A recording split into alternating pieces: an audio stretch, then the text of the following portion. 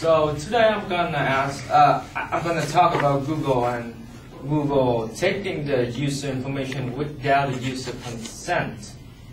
I know many of you in here probably use Google already, and in the dictionary they actually use Google like a verb. And I looking on the statistic on the Google market share. It shows that Google have 96% of the global, and Bing about 2.4%, Yahoo about 1.49%, and the other about 0.11%. So we can see that Google have the big chunk of the market share in there, and Google use that power of the market share to collect the user information without the user consent.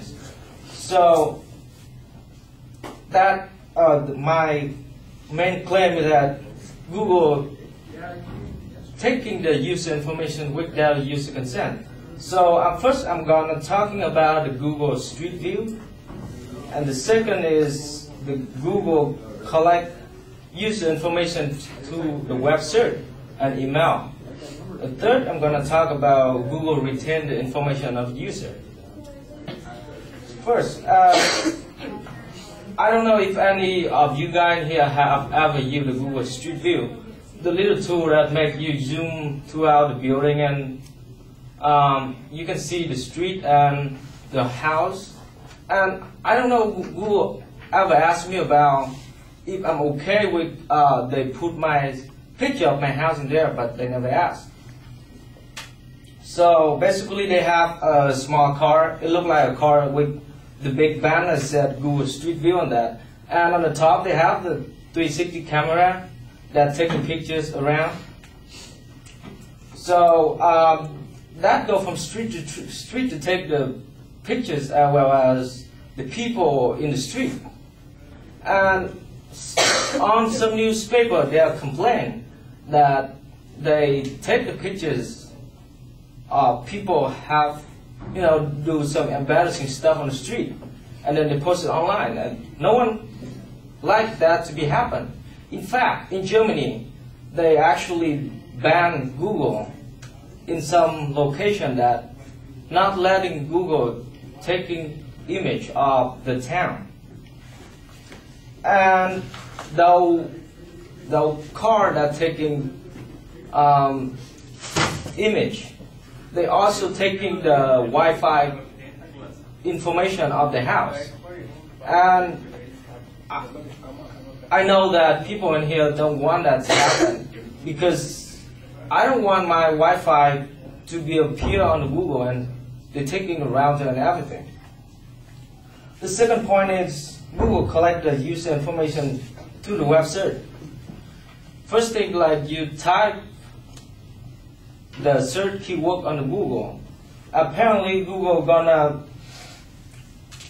collect the IP address, which they're gonna use it to pinpoint your location as well as your language, which they never ask. And about the email, when you using Gmail, they actually reading through your email, and then when you open the email, they on the right corner, they have the target ad that specifically talking about something that people send you in the email. Third thing, Google retain the user information. On the Google website, they said that they retain the IP address for 9 months, and cookies in the search engine, which is a little file that keep in the computer, for 18 months. That's quite a long time. Most of the time they retain the information by the computer, but sometimes no information actually read by some Google employee. As a case, Google fire an employee for reading teen email address. Teen email, the conversation in the email. So my point is that every time you use the Google service, there are chances that your privacy is going to be exposed to Google and everyone else. That's all.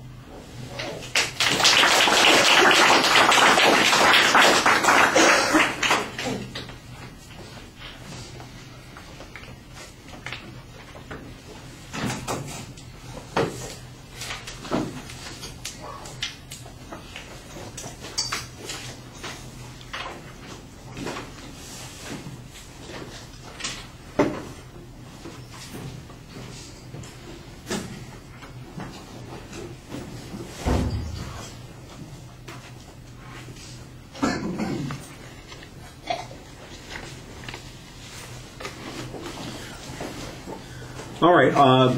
You have a very clear statement of what the claim is, and you set up the secondary points also very clearly, so it's going to be easy to follow. I think your internal signposting on those is not as clear as it was in the introduction, and you want to be more consistent on that. You do an okay job explaining some of the ideas here about our information is going out there. What's missing here is the notion of risk. It sounds to me mostly like you're concerned about an issue of privacy, and I think you need to tell us what the consequence of that privacy being violated is. The closest I get to anything are two things. One, that Google is reading our email and then using it for advertising purposes, and I think you needed better documentation on that. The other is that maybe some employee is going to get access to that information and read it, and you've got one example of somebody who's been looking at information to find out addresses, I guess, of somebody that they were interested in.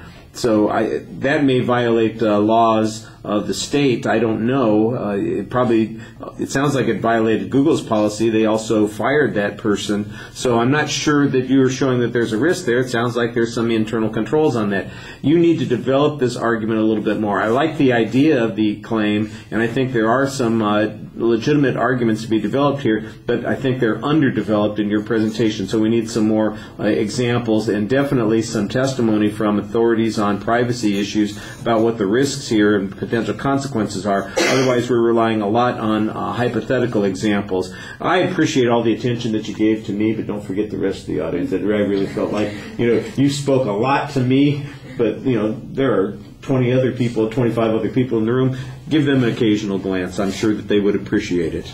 All right. And I got to be honest with you, 20 years ago, everybody's worried about McDonald's taking over the world, and then 10 years ago it was Walmart. Holy criminy, we're all going to be owned by Walmart.